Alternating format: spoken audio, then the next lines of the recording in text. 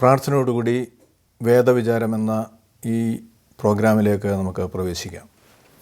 സ്നേഹിതയാകുന്ന സ്വർഗീയപിതാവാം ദൈവമേ, വേദവിചാരം എന്ന പരമ്പരയിലെ മറ്റൊരു എപ്പിസോഡിലേക്ക് കടന്നു വരുവാൻ തക്കവണ്ണം അങ്ങ് ഞങ്ങൾക്ക് നൽകിയിരിക്കുന്ന മുഖാന്തരത്തിനായിട്ട് നന്ദിയോടെ സ്തുതിക്കുന്നു.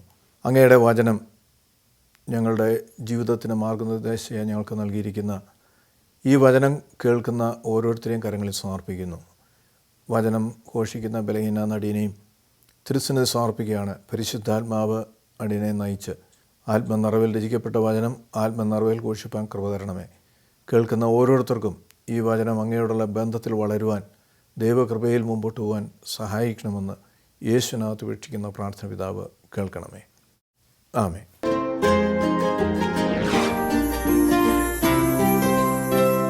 ഇന്ന് നമ്മുടെ ചിന്തയ്ക്കായി 18-ാം സങ്കീർത്തനം 6-ാമത്തെ തിരുവചനം, സാംസ് 18:6. എൻ്റെ കഷ്ടതയിൽ ഞാൻ യഹോവയെ വിളിച്ചപേക്ഷിച്ചു, എൻ്റെ ദൈവത്തോട് നിലവിളിച്ചു. അവൻ തൻ്റെ മന്ദിരത്തിൽ നിന്ന് എൻ്റെ അപേക്ഷ കേട്ടു. തിരുമുമ്പിൽ ഞാൻ നടത്തിയ പ്രാർത്ഥന അവൻ്റെ ചെവിയിൽ എത്തി. ത്രിയേക ദൈവത്തിൻ്റെ തിരുനാമത്തിന് മഹത്വം ഉണ്ടാകട്ടെ. കർത്താവിൽ പ്രിയ സഹോദരങ്ങളെ, നാം എല്ലാവരും നാം വിശ്വസിക്കുന്ന ദൈവത്തോട് പ്രാർത്ഥിക്കുന്നവരാണ്. പ്രാർത്ഥന എന്ന് പറഞ്ഞാൽ ദൈവവുമായിട്ടുള്ള കമ്മ്യൂണിക്കേഷൻ, സംഭാഷണം എന്നൊക്കെ നമുക്ക് മനസ്സിലാക്കുവാനായിട്ട് കഴിയും.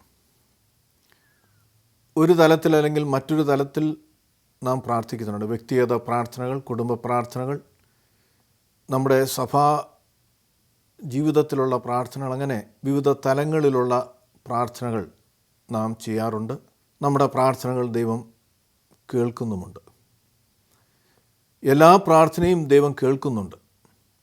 എന്നാൽ പലപ്പോഴും ഞാനും നിങ്ങളും പ്രാർത്ഥിക്കുമ്പോൾ ആ പ്രാർത്ഥന ദൈവം കേൾക്കുന്നുവെങ്കിലും നാം പ്രതീക്ഷിക്കുന്ന വേഗത്തിൽ പ്രതീക്ഷിക്കുന്നതിന് മറുപടി ലഭിക്കാത്ത സാഹചര്യങ്ങൾ പലപ്പോഴും ഉണ്ടാകാറുണ്ട്. മാസങ്ങൾ പ്രാർത്ഥിച്ചു, വർഷങ്ങൾ പ്രാർത്ഥിച്ചു, ഫലമില്ലാതെ പ്രാർത്ഥനയിൽ തന്നെ വിരക്തി ഉണ്ടാകുന്ന അവസ്ഥ, മടുത്തു പോകുന്ന അവസ്ഥയൊക്കെ അനേകരുടെ ജീവിതത്തിൽ ഉണ്ടാകാറുണ്ട്. ദൈവം എന്തുകൊണ്ട് എൻ്റെ പ്രാർത്ഥനയ്ക്ക് മറുപടി നൽകുന്നില്ല എന്ന് ചിന്തിക്കുന്നവരും അനേകരാണ്. ഇവിടെ ഒരു മനുഷ്യൻ്റെ പ്രാർത്ഥനയെക്കുറിച്ച് നാം കാണുകയാണ്. എൻ്റെ കഷ്ടതയിൽ ഞാൻ യഹോവയെ വിളിച്ചപേക്ഷിച്ചു. ദാവീദിൻ്റെ സങ്കീർത്തനമാണ് 18-ാം സങ്കീർത്തനം. ദാവീദ് തൻ്റെ ജീവിതയാത്രയിൽ അനേക കഷ്ടതകളിലൂടെ, പ്രത്യേകിച്ച് ദൈവത്തിൻ്റെ അഭിഷേകം പ്രാപിച്ചതിന് ശേഷം അനേക കഷ്ടതകളിലൂടെ കടന്നുപോയ വ്യക്തിയാണ്. ദൈവം അവനെ രാജാവായി അഭിഷേകം ചെയ്തതിന് ശേഷം നേരിട്ട കഷ്ടതകൾ അതിനു മുമ്പൊരിക്കലും അവനുണ്ടാകാത്ത തലങ്ങളിലായിരുന്നു എന്ന് തിരുവചനം പഠിക്കുമ്പോൾ നമുക്ക് കാണുവാൻ കഴിയും.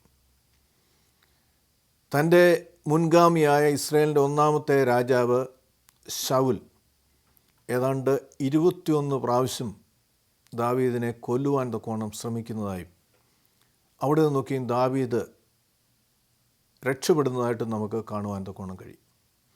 അപ്പോൾ ദാവീദിൻ്റെ ജീവിതത്തിലെ കഷ്ടത, അത് മരണം മുഖാമുഖം കാണുന്ന സാഹചര്യങ്ങൾ പോലും ദാവീദിൻ്റെ ജീവിതത്തിൽ ഉണ്ടായിട്ടുണ്ട്. അവിടെയൊക്കെയും ദാവീദ് ചെയ്തത് എന്താണ്? നാം വായിക്കുകയാണ്, എൻ്റെ കഷ്ടതയിൽ ഞാൻ യഹോവയെ വിളിച്ചപേക്ഷിച്ചു. ദാവീദ് രാജാവായതിനു ശേഷവും കഷ്ടതകളിലൂടെ കടന്നു പോയിട്ടുണ്ട്. രാജാവെന്ന് പറയുമ്പോൾ നമുക്കറിയാം, എല്ലാ അർത്ഥത്തിലും ഏറ്റവും അധികം കഴിവും ബലവും ധനവും ലോകപ്രകാരം എല്ലാമുള്ള ഒരു വ്യക്തിയാണ്. അപ്പോൾ അവൻ്റെ ജീവിതത്തിൽ കഷ്ടതകൾ കടന്നു വരുമ്പോൾ മാനുഷികമായി, ലൗകികമായി പല കാര്യങ്ങളും തനിയെ ചെയ്യുവാൻ ദാവീദിന് കഴിയും. പക്ഷെ ദാവീദ് ചെയ്തത് എന്താണ്? അവൻ യഹോവയെ വിളിച്ചപേക്ഷിച്ചു. ഒരു വ്യക്തി ദൈവത്തോട് അല്ലെങ്കിൽ മറ്റൊരു വ്യക്തിയോട് അപേക്ഷിക്കുന്നതും വിളിച്ചപേക്ഷിക്കുന്നതും തമ്മിൽ വ്യത്യസ്തത ഉണ്ട്. വിളിച്ചപേക്ഷിക്കുക എന്ന് പറയുമ്പോൾ കഷ്ടതയുടെ ഏറ്റവും താണതലത്തിൽ അല്ലെങ്കിൽ ഏറ്റവും പ്രയാസതലത്തിൽ മുമ്പോട്ട് പോകാൻ മാർഗമില്ലാതിരിക്കുന്ന ഒരു സാഹചര്യത്തിൽ ആണ് വിളിച്ച് അപേക്ഷിക്കുവാൻ തക്കവണ്ണം കഴിയുന്നത്. അപ്പോൾ ദാവീദ് അങ്ങനെ ദൈവത്തോട് വിളിച്ചപേക്ഷിക്കുന്നു എന്ന് നമ്മുടെ വായിക്കുകയാണ്. എന്നിട്ട് എൻ്റെ ദൈവത്തോട് നിലവിളിച്ചു. പ്രാർത്ഥന എന്ന് പറയുമ്പോൾ പ്രാർത്ഥിക്കാൻ നമ്മുടെ ആവശ്യങ്ങൾക്ക് വേണ്ടി ദൈവത്തോട്, എന്നാൽ നിലവിളിച്ച് പ്രാർത്ഥിക്കുക എന്ന് പറയുമ്പോൾ ദൈവത്തിന് മാത്രമേ അത് സാധ്യമാകുകയുള്ളൂ. മറ്റാർക്കും ആ പ്രശ്നത്തെ അതിജീവിക്കുവാൻ സഹായിക്കുവാൻ കഴിയുകയില്ല എന്നുള്ള ഒരു സാഹചര്യത്തിൽ മാത്രമാണ് ദൈവത്തോട് നിലവിളിക്കുവാൻ കഴിയുന്നത്. അപ്പോൾ ദാവീദിൻ്റെ ജീവിതത്തിൽ ദാവീദ് ദൈവത്തോട് നിലവിളിക്കുന്ന ആ പ്രാർത്ഥനയാണ് നമുക്ക് ഇവിടെ വായിക്കുവാൻ കഴിയുന്നത്. അവൻ തൻ്റെ മന്ദിരത്തിൽ നിന്ന് എൻ്റെ അപേക്ഷ കേട്ടു, തിരുമുമ്പിൽ ഞാൻ നടത്തിയ പ്രാർത്ഥന അവൻ്റെ ചെവിയിൽ എത്തി.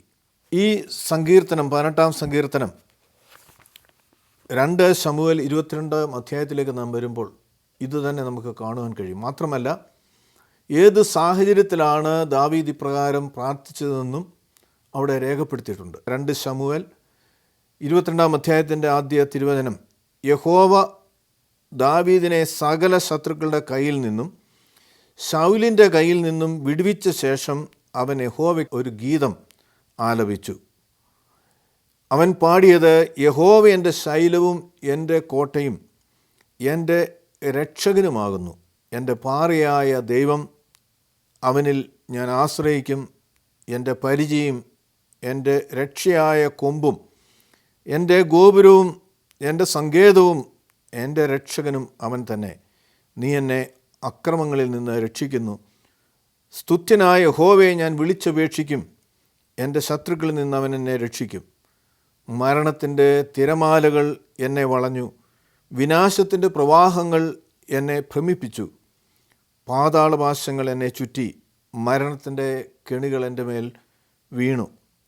എൻ്റെ കഷ്ടതയിൽ ഞാൻ യഹോവയോട് വിളിച്ചു, എൻ്റെ ദൈവത്തോട് നിലവിളിച്ചു.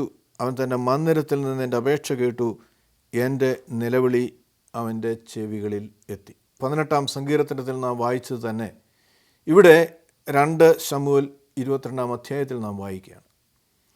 ദാവീദിന് ഈ വലിയ പ്രയാസങ്ങളുടെ നടുവിൽ ദൈവത്തോട് പ്രാർത്ഥിക്കുവാൻ കഴിയുന്നത് എന്തുകൊണ്ട്? നാമൊക്കെയും പ്രാർത്ഥിക്കുന്നവരാണ്. എന്നാൽ നമ്മുടെ പ്രാർത്ഥനയും ദാവീദിൻ്റെ പ്രാർത്ഥനയും തമ്മിലുള്ള വ്യത്യാസം എന്താണ്? ദാവീദിനെക്കുറിച്ച് നാം പഠിക്കുമ്പോൾ ദാവീദിൻ്റെ അനേക ഗുണമേന്മകൾ നമുക്ക് കാണുവാൻ കഴിയും. ദാവീദ് ആരായിരുന്നു? ഒരു ഇടയച്ചെറുക്കൻ ആയിരുന്നു എന്ന് നാം വായിക്കുന്നുണ്ട്. ഇസ്രായേലിൻ്റെ 2ാമത്തെ രാജാവായി അഭിഷേകം ചെയ്യുമ്പോൾ അവൻ ആടിനെ മേയിച്ചിരുന്ന സ്ഥലത്ത് നിന്ന് അവനെ കൂട്ടിക്കൊണ്ടുവന്നാണ് ശമൂവേൽ പ്രവാചകനോട് ദൈവം ഇവനെ അഭിഷേകം ചെയ്യുവാൻ കോണം കൽപ്പിക്കുന്നത്.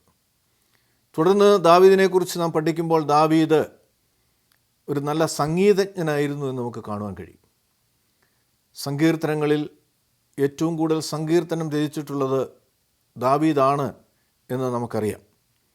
മാത്രമല്ല, മല്ലനായ ഗോലിയാത്ത് 40 ദിവസങ്ങൾ ഇസ്രായേൽ മക്കളെ വെല്ലുവിളിച്ചുകൊണ്ട് ഏലാ താഴ്വരയിൽ നിൽക്കുമ്പോൾ ആ ഗോലിയാത്തിനെ നേരിടുവാൻ ഭയപ്പെട്ട് ശൗലും അവൻ്റെ സൈന്യവും ഇസ്രായേലൊക്കെയും ഓടിപ്പോകുന്നൊരു സാഹചര്യത്തിൽ അവിടെ കടന്നു വന്ന് ആ ഗോലിയാത്തിനെ തോൽപ്പിക്കുന്ന ദാവീദിനെ നമുക്ക് കാണുവാൻ കഴിയും.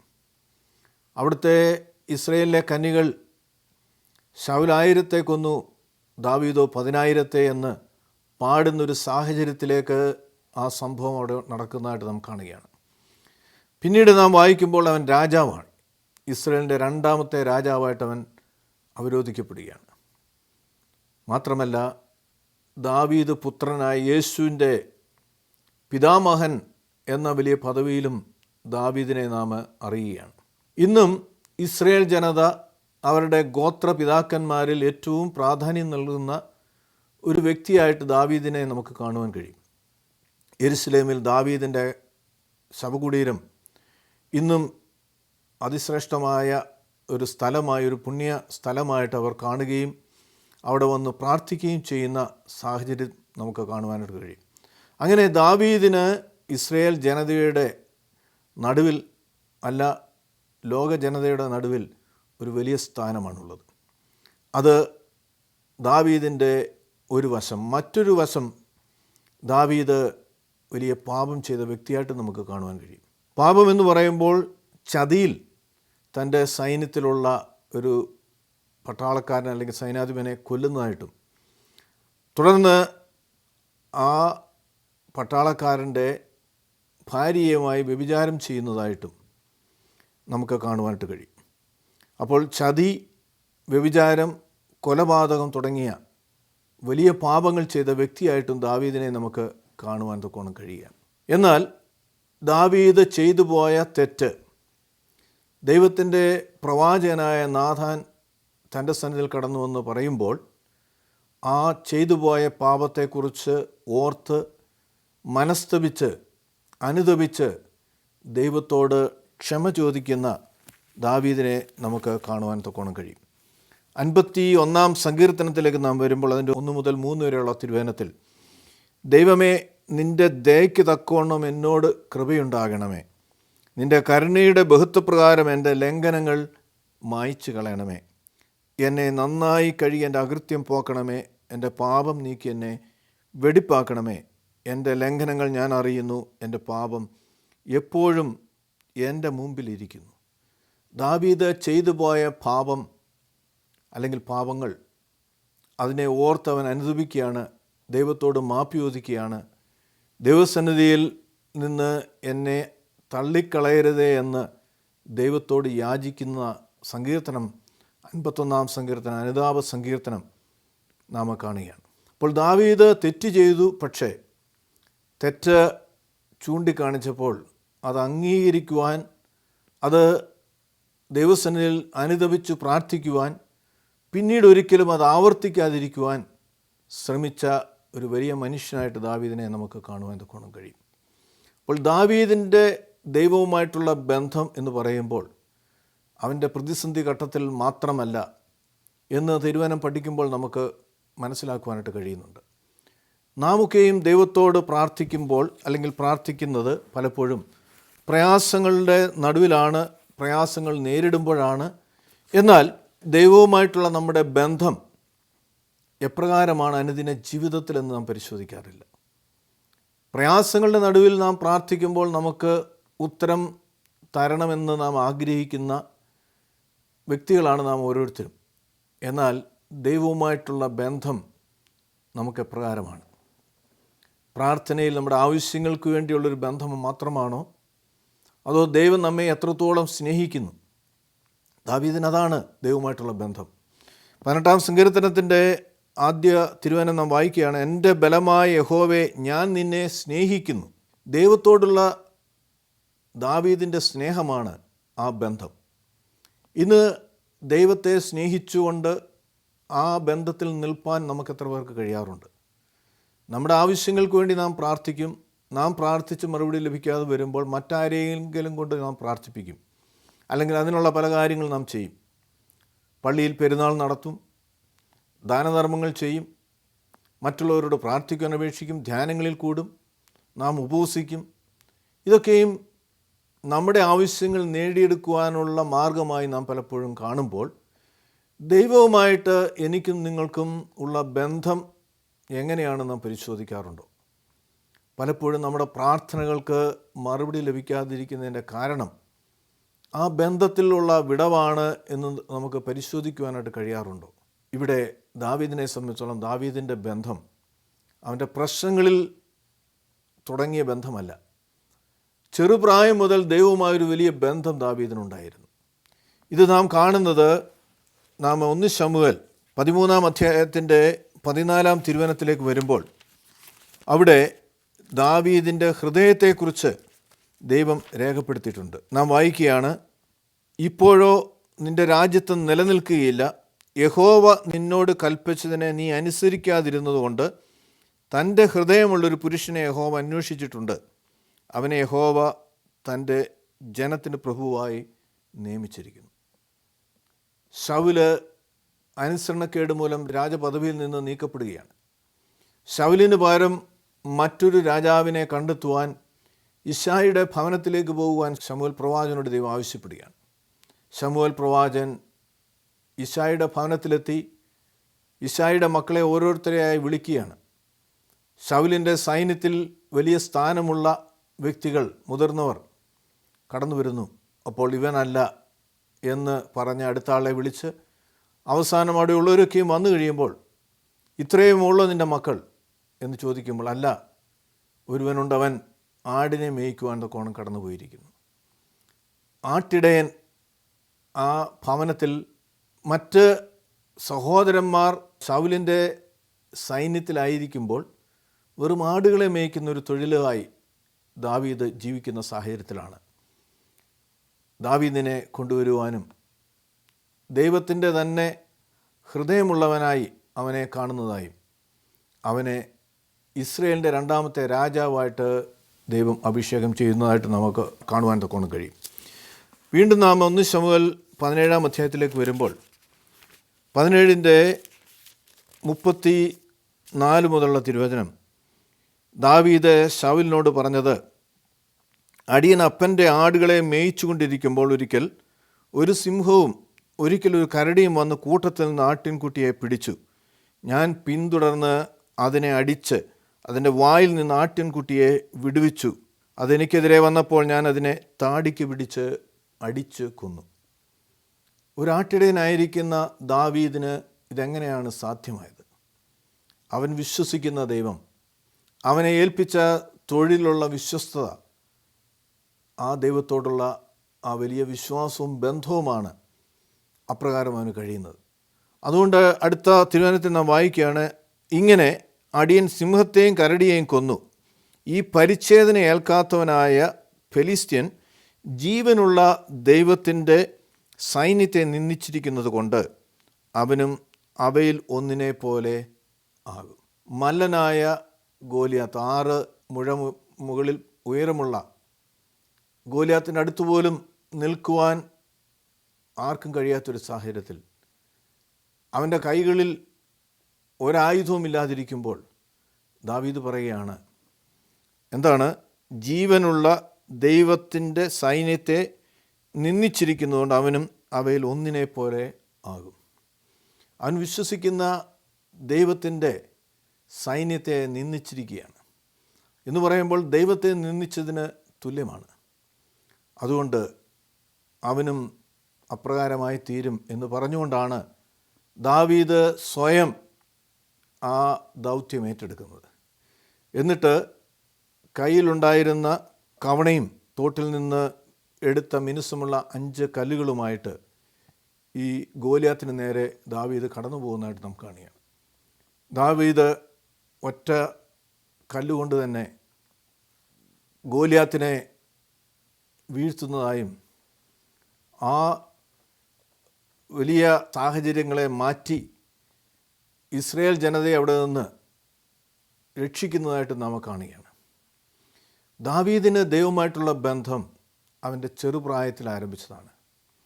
ആ ബന്ധം ഓരോ അവസരങ്ങൾ അല്ലെങ്കിൽ ഇങ്ങനെയുള്ള സന്ദർഭങ്ങൾ കഴിയുമ്പോൾ അവന് വർദ്ധിക്കുകയാണ്. ആടുകളെ മേയിച്ചുകൊണ്ടിരിക്കുമ്പോൾ അവിടെ നിന്ന് രക്ഷിച്ച ദൈവത്തിലുള്ള വിശ്വാസം അവൻ വളരുകയാണ്. ദൈവത്തോടുള്ള ബന്ധം അവൻ വളരുകയാണ്. ദൈവത്തോടുള്ള സ്നേഹം ഇതുവഴി വളരുകയാണ്. കർത്താവിൽ പ്രിയ സഹോദരങ്ങളെ, നമ്മുടെ ജീവിതത്തിൻ്റെ കഴിഞ്ഞ കാലങ്ങളിലേക്ക് നാം നോക്കുമ്പോൾ പ്രയാസങ്ങളുടെയും പ്രശ്നങ്ങളുടെയും താഴ്വരകളിൽ നമ്മെ വിടുവിച്ച ദൈവവുമായിട്ടുള്ള ബന്ധത്തിൽ വളരുവാൻ നമുക്ക് കഴിഞ്ഞിട്ടുണ്ടോ? ആ ദൈവവുമായിട്ടുള്ള ബന്ധം നമുക്ക് എപ്രകാരമാണ് ഇന്നുള്ളത്? ജീവിതത്തിൽ പ്രയാസങ്ങൾ മാറിക്കഴിയുമ്പോൾ, പ്രതിസന്ധികൾ മാറിക്കഴിയുമ്പോൾ ദൈവത്തിൽ ആശ്രയിക്കാതെ സ്വന്തം ബുദ്ധിയിൽ ആശ്രയിക്കുന്ന ഒരു സാഹചര്യത്തിലേക്ക് നാം വീണുപോയിട്ടുണ്ടോ എന്ന് പരിശോധിക്കണം. അങ്ങനെ പോകുമ്പോൾ കാലങ്ങൾ കഴിഞ്ഞ് ഒരു പ്രയാസത്തിലെത്തിക്കഴിയുമ്പോൾ വീണ്ടും നാം ദൈവത്തോട് പ്രാർത്ഥിക്കും, ദൈവമേ നീ എന്നെ വിടുവിക്കണമേ. പക്ഷേ ഈ ബന്ധത്തിൽ വിടവുകൾ വന്നിട്ടുണ്ടെങ്കിൽ അത് നികത്തുവാൻ നമുക്ക് ആദ്യമേ കഴിയണം. ദൈവമായിട്ടുള്ള ബന്ധം എന്ന് പറയുമ്പോൾ എല്ലാ കാര്യങ്ങളിലും ദൈവത്തിൽ ആശ്രയിക്കുന്ന, ദൈവത്തോട് ആലോചന ചോദിക്കുന്ന ഒരു ദൈവവുമായിട്ടുള്ള ഒരു വലിയ ബന്ധം നമുക്ക് ഓരോരുത്തർക്കും ഉണ്ടാകണം. ഇത് പ്രത്യേകിച്ച് വരും തലമുറകളിൽ എത്രത്തോളം ഉണ്ട് എന്ന് നാം പരിശോധിക്കണം. നമ്മുടെയൊക്കെയും എൻ്റെയും നിങ്ങളുടെയും മക്കളിലുണ്ടോ എന്ന് നാം പരിശോധിക്കണം. കാരണം ഞാനും നിങ്ങളും നേരിട്ടുള്ള പ്രയാസങ്ങളും പ്രതിസന്ധികളും ഒരുപക്ഷെ അവർ നേരിട്ടുണ്ടാകില്ല. അതുകൊണ്ട് ദൈവവുമായിട്ടുള്ള ബന്ധം അവർക്ക് കുറഞ്ഞു വരികയാണ്. ജീവിതത്തിൻ്റെ പ്രതിസന്ധി ഘട്ടങ്ങളിൽ നാം പ്രാർത്ഥിച്ച് നമ്മെ അവിടെ വിടുവിക്കുമ്പോഴാണ് ദൈവം മതിയായവനാണ്, ദൈവം നമ്മുടെ എല്ലാ കാര്യങ്ങൾക്കും തികഞ്ഞവനാണെന്നുള്ളൊരു വിശ്വാസത്തിൽ നമുക്ക് വളരുവാൻ കഴിയുന്നത്. എന്നാൽ ഇന്ന് കുഞ്ഞുങ്ങൾക്ക് ഒരു പ്രയാസമുണ്ടാകാതെ അവർക്ക് വേണ്ടതൊക്കെയും നാം മാതാപിതാക്കൾ നൽകുമ്പോൾ ദൈവാശ്രയം അവർക്ക് കുറഞ്ഞു പോവുകയാണ്. അവരുടെ പഠനം, അവരുടെ ബുദ്ധി ഒക്കെയും ആശ്രയിച്ച് മുമ്പോട്ട് പോകുമ്പോൾ ദൈവത്തിലുള്ള ബന്ധം ഇല്ലാതെ പോകുന്നൊരു സാഹചര്യമാണ് ഇന്ന് ചുറ്റുപാടും നമുക്ക് കാണുവാൻ തക്കവണ്ണം കഴിയുന്നത്. ദാവീദിനെ സംബന്ധിച്ചിടത്തോളം അവൻ്റെ ചെറുപ്രായത്തിൽ ആരംഭിച്ച ബന്ധം വളരുന്നതായിട്ട് നാം കാണുകയാണ്. അവനെ അഭിഷേകം ചെയ്തതിന് ശേഷം വർഷങ്ങൾ കഴിഞ്ഞാണ് അവൻ രാജപദവിയിലേക്ക് വരുന്നത്. ശൗലിൻ്റെ മരണശേഷം അതുവരെയും ശൗല് ദാവീദിനെ വകവരുത്തുവാൻ തക്കവണ്ണം ശ്രമിച്ചുകൊണ്ടിരിക്കുകയാണ്. ദാവീദിന് ശൗലിനെ കൊല്ലുവാനുള്ള അവസരങ്ങൾ 2 പ്രാവശ്യം ലഭിക്കുന്നുണ്ട്. അവിടെ അതുപയോഗിച്ചുകൊണ്ട് അവനെ കൊന്ന് ദാവീദിനെ രാജാവാകാമായിരുന്നു. അവൻ ഒരിക്കൽ ശൗൽ ദൈവത്തിൻ്റെ അഭിഷേകം പ്രാപിച്ചവനായതുകൊണ്ട് ദൈവത്തിൻ്റെ അഭിഷക്തൻ എന്ന ആ വലിയ ആദരവോടുകൂടി തന്നെയാണ് ശൗലിനെ ദാവീദ് ഈ കാലങ്ങളിലൊക്കെയും കണ്ടിരുന്നത്.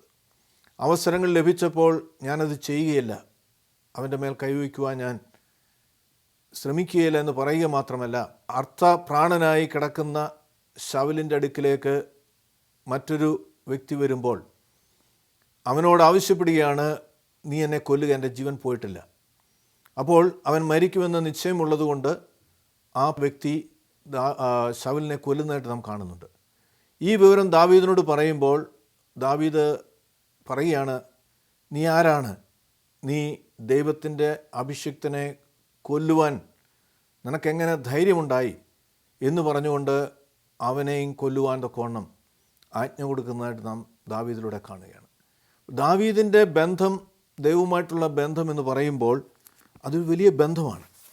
അതുകൊണ്ടാണ് ആ പ്രയാസങ്ങളിലൊക്കെയും ദാവീദ് ദൈവത്തോട് പ്രാർത്ഥിക്കുമ്പോൾ ദൈവം അവനു വേണ്ടി പ്രവർത്തിക്കുന്നത് എന്ന് നമുക്ക് കാണുവാൻ കഴിയും.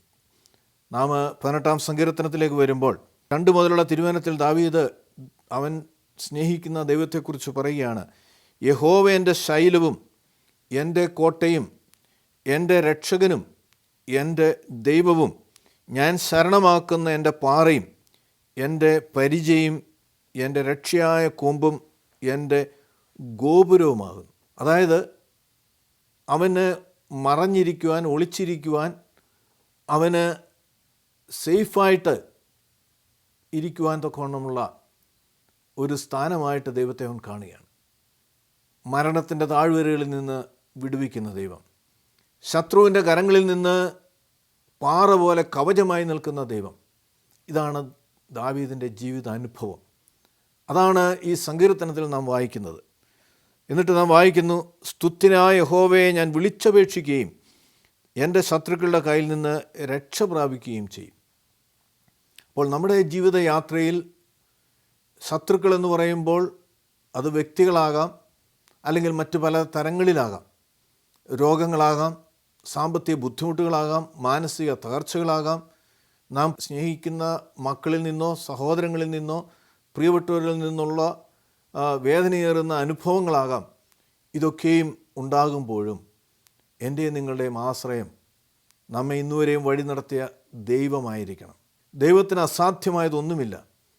തന്നെ സ്നേഹിക്കുന്നവർക്ക്, തൻ്റെ നിർണയപ്രകാരം വിളിക്കപ്പെട്ടവർക്ക് ദൈവം എല്ലാം നന്മയ്ക്കായി കൂടി വ്യാപരിക്കുന്നു എന്ന് തിരുവചനം നമ്മെ പഠിപ്പിക്കുന്നുണ്ട്. ആ ഒരു വലിയ അനുഭവം നമ്മുടെ ജീവിതത്തിൽ ഉണ്ടോ എന്ന് നാം പരിശോധിക്കുക.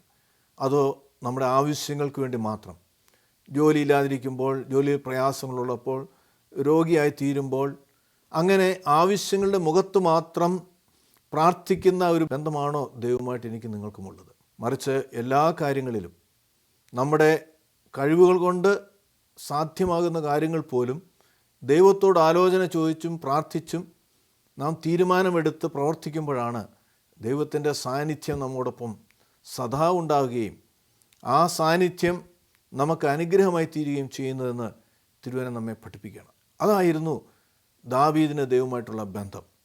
അതുകൊണ്ടാണ് ഇപ്രകാരമുള്ള സാഹചര്യങ്ങളിലൂടെ അവൻ കടന്നു പോയപ്പോൾ ശൗൽ മാത്രമല്ല, തൻ്റെ മകൻ പോലും അവനെതിരെ തിരിഞ്ഞ് രാജ്യത്വം നഷ്ടപ്പെട്ട് ഓടിപ്പോകേണ്ടുന്ന സാഹചര്യത്തിലും അചഞ്ചലമായി ദാവീദ് ദൈവത്തിൽ വിശ്വസിച്ചുകൊണ്ട് അവൻ മുമ്പോട്ട് പോവുകയാണ്.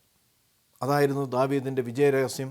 അവിടെ ദാവീദിൻ്റെ ഏത് പ്രശ്നങ്ങളുടെയും താഴ്വരകളിൽ അവനു വേണ്ടി പ്രവർത്തിക്കുന്ന ദൈവത്തെ നാം കാണും. നാം വായിച്ച കുറിവാക്യത്തിലേക്ക് വരുമ്പോൾ, എൻ്റെ കഷ്ടതയിൽ ഞാൻ യഹോവയെ വിളിച്ചപേക്ഷിച്ചു, എൻ്റെ ദൈവത്തോട് നിലവിളിച്ചു, അവൻ തൻ്റെ മന്ദിരത്തിൽ നിന്ന് എൻ്റെ അപേക്ഷ കേട്ടു, തിരുമുമ്പിൽ ഞാൻ നടത്തിയ പ്രാർത്ഥന അവൻ്റെ ചെവിയിൽ എത്തി. 5-ാം വാക്യത്തിൽ നാം വായിക്കുകയാണ്, മരണപാശങ്ങൾ എന്നെ വളഞ്ഞു, മരണത്തിൻ്റെ കെണികളും എന്നെ പിന്തുടർന്ന് പിടിച്ചു. മരണം മുഖാമുഖം കണ്ട സാഹചര്യങ്ങളിലും അവൻ വിളിച്ച ദൈവം അവനെ വിടുവിക്കുകയാണ്. മറ്റൊരു മനുഷ്യൻ്റെ ഉണ്ടാക്കാവുന്ന പ്രതിസന്ധിയിൽ അകപ്പെടാതെ ദൈവം അവനെ സംരക്ഷിക്കുന്നതായിട്ട് നാം കാണുകയാണ്. ആ ഒരു വലിയ ബന്ധമായിരുന്നു ദാവീദിന് ദൈവമായിട്ടുണ്ടായിരുന്നത്. ആ ബന്ധമാണ് എനിക്കും നിങ്ങൾക്കും നമ്മുടെ ദൈവമായിട്ടുണ്ടാകേണ്ടത്. ആ ബന്ധമാണ് സകല പ്രശ്നങ്ങളിൽ നമ്മെ വിടുവിച്ച് നമ്മെ വഴി നടത്തുന്ന, നമ്മെ അനുഗ്രഹത്തോടെ ജയോത്സവമായി നടത്തുന്ന ദൈവത്തെ കാണുവാൻ എന്തൊക്കെയാണ് നമുക്ക് കഴിയുന്നത്. അതിനായിട്ട് ദൈവം നമ്മെ സഹായിക്കട്ടെ. ദൈവം നമ്മെ അനുഗ്രഹിക്കട്ടെ.